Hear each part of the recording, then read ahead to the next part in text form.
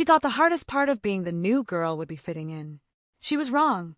From the moment she stepped onto campus, the stares felt heavier, the whispers sharper, the tension impossible to ignore. Then, the bullying started, calculated, cruel, and fueled by something deeper than simple hate. They believed she was alone, powerless, an easy target. But what they didn't know was that she carried a strength none of them saw coming. The question is, when the moment finally comes, who will really be afraid? Before she arrived, her life had always been about discipline, routine, and staying focused on what mattered. Early mornings, long commutes, quiet evenings spent practicing moves most people her age had never even heard of. She wasn't loud, didn't chase attention, and rarely spoke about her achievements. Strength to her was something you carried quietly. Starting at a new school was supposed to be a fresh beginning. New halls, new faces, a chance to simply blend in and start over. But from the first day, something felt off. Conversation stopped when she walked by. Eyes followed a little too long. Smiles didn't always feel real. IT began with small things, whispers, snickers, people bumping into her and not apologizing. Then came the isolation. No one sat near her.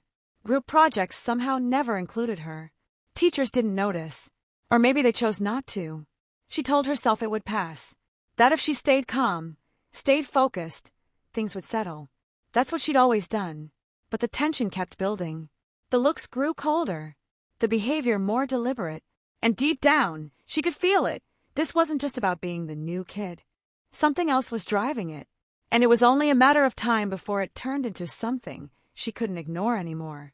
The first real incident happened in the hallway, between classes, where everyone could see but no one stepped in. A group blocked her path, their laughter sharp, eyes scanning her like she didn't belong there. One of them mimicked her walk. Another muttered something under his breath that made the others snicker. She kept moving, heart pounding, telling herself not to react. But it didn't stop. In the cafeteria, her tray was knocked from her hands. Food scattered across the floor as conversations briefly paused, then resumed, like nothing had happened. No apology, just a cold stare, followed by a quiet, "Watch where you're going." The message was clear, "You're not welcome here." Days turned into a pattern. Lockers slammed shut when she approached. Seats filled instantly when she tried to sit. Group chats she was never added to. Teachers noticed the tension but brushed past it, focused on finishing lessons, avoiding discomfort. Then the comments got louder. Not jokes anymore, direct, deliberate, meant to sting. Questions about where she was really from. Remarks about how she didn't fit the school's image. The kind of words designed to isolate, to shrink someone, to make them question whether they belonged anywhere at all. She stayed silent, focused, controlled, the way she'd been trained. But inside, something was tightening. One afternoon after school, the hallway emptied faster than usual. She sensed it before she saw it. The shift in energy, the unnatural quiet. As she reached her locker, footsteps echoed behind her. Slow, intentional. She turned. The same group stood there, closer this time. No laughter, no pretending, just cold confidence. They circled, words dripping with accusation and mockery, blaming her presence for things she'd never done, reducing her to stereotypes she'd spent her whole life pushing against. One of them shoved her shoulder, not hard enough to draw attention, but enough to send a message. Her pulse roared in her ears. Every instinct screamed to react, to defend herself. But she held back. For now. The next morning, it spread beyond the hallway. Someone had posted a video, edited clips of her walking, slowed down, captioned with cruel assumptions and lies. It spread through phones like wildfire. By lunch, everyone had seen it. Some laughed.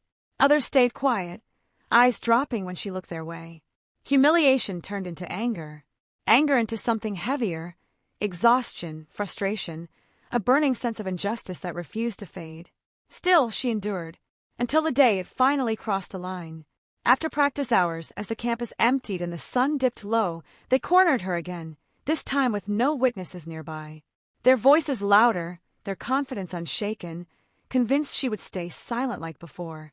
They thought they had complete control, thought fear had already won. But this time she didn't step back. And in that moment, everything was about to change. The hallway was empty, the kind of silence that feels heavy before something breaks. Their footsteps closed in, surrounding her, cutting off any easy way out.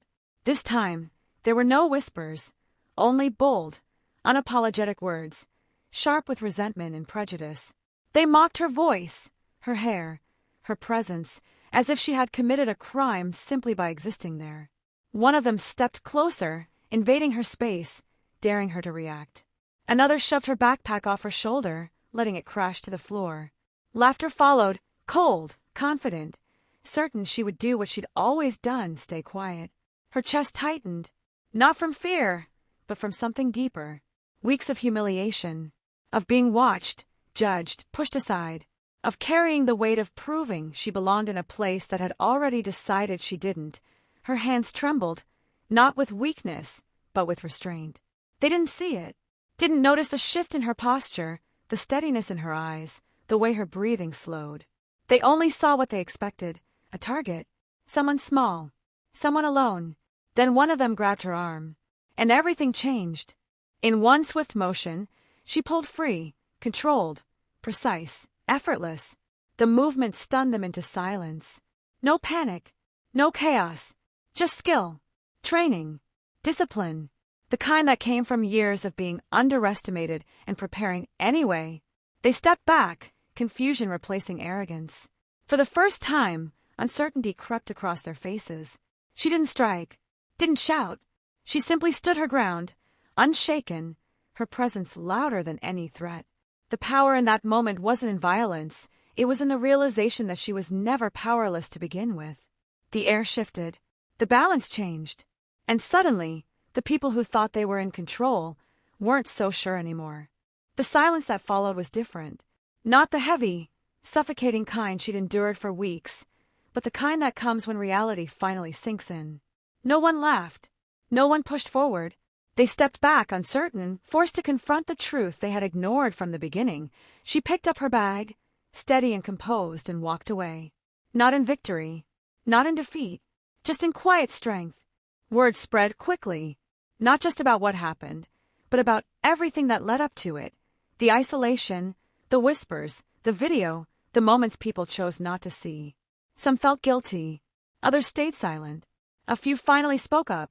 Teachers began paying closer attention. Students who once looked away started nodding at her in the hallways, small gestures that carried weight. But the impact ran deeper than one incident. She kept showing up, head high, refusing to shrink herself for anyone's comfort. And in doing so, she changed something, not just how people saw her, but how they saw their own actions. The assumptions, the bias, the quiet complicity that allowed cruelty to grow. Because racism doesn't always arrive loud and obvious. Sometimes it hides in stares, in exclusion, in the moments people choose comfort over courage. Her story didn't end that day. If anything, it began there. A reminder that strength isn't always about fighting back. It's about standing firm when the world expects you to break. About refusing to let hate define your worth. About being seen, even when others try to erase you. And maybe the real question isn't what she did in that moment. Maybe it's this: when you witness injustice, will you stay silent, or will you finally stand on the right side of it?